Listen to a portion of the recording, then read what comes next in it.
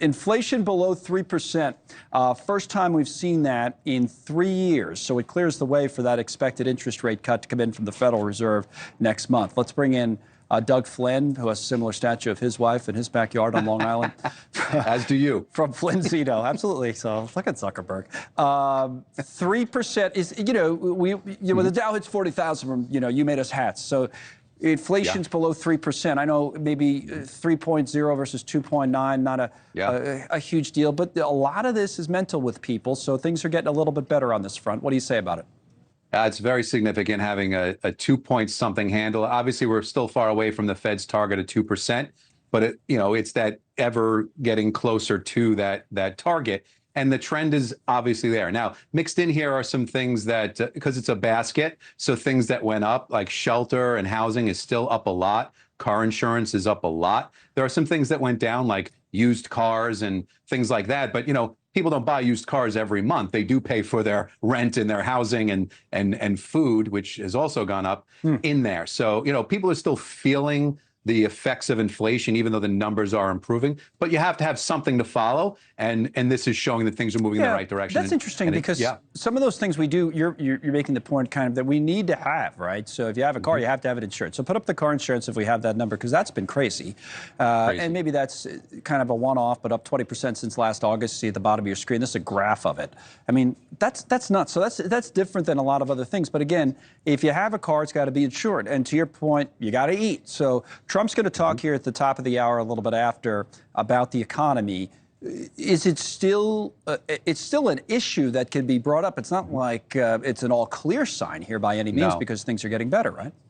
Yeah, things are getting, well, actually, the economy is slowly getting a little bit worse. Right. Inflation is getting a little better. So hopefully when they cut rates, then that improves it. But the Fed has to be careful. If they cut them too much and inflation picks back up, that's a big problem. But you're also seeing consumer brands are saying that they're seeing when people are purchasing that they're sort of trading down in their purchases. So they're making decisions around the edges because they can't afford all that they did before. So even though they're still buying, they're maybe buying less expensive brands, and things like that are absolutely happening. So you're seeing it. And so, yeah, we can have good inflation numbers. That's great. The trend is what we want. And that means lower interest rates and things are going to get better for the economy. But if the Fed doesn't act, it's going to get worse. And the market is anticipating this, which is why you remember these. So we're back out to get today again. There it is, back at 40,000 right there. We are right above it. Yeah, 40,047 at the bottom of the screen, so you can wear your hat. You don't have to wear it backwards anymore like you'd been doing, of course. Like now you can put your Dow 40,000 hat. You bring up an interesting point here in the minute or so we have left, then we'll check how the numbers close, is that let's bring up the chart of inflation under Biden, right? Because this has been an issue for this administration. Harris, of course, the number 2. So Trump will talk about inflation because people identify with this, and you see what it's done. And it's been a big problem. But to your point now, as it gets better, so to speak, it's because the economy's slowing down. So that's, I don't know which political argument is a better one. To me, inflation resonates more with people. So you'd probably rather have a little bit of a slower economy, right? That's what people feel. And it's the big numbers, too, whether it's the cumulative number of 20+%, in some cases 30 and 40% food cost increases since this administration. They're going to make that argument. But even the car insurance you mentioned before, with a 20% increase in the last year, people have to make decisions. Maybe they're going to raise their deductible. They're going to put themselves in a little bit of a worse financial picture just to kind of keep going. Same thing with homeowners insurance in a lot of states has gotten completely out of control to the point where people are dropping that, and that's going to set themselves up for a really bad situation if something happens to their house. So I think they can make the point that, inflation is up a lot cumulatively.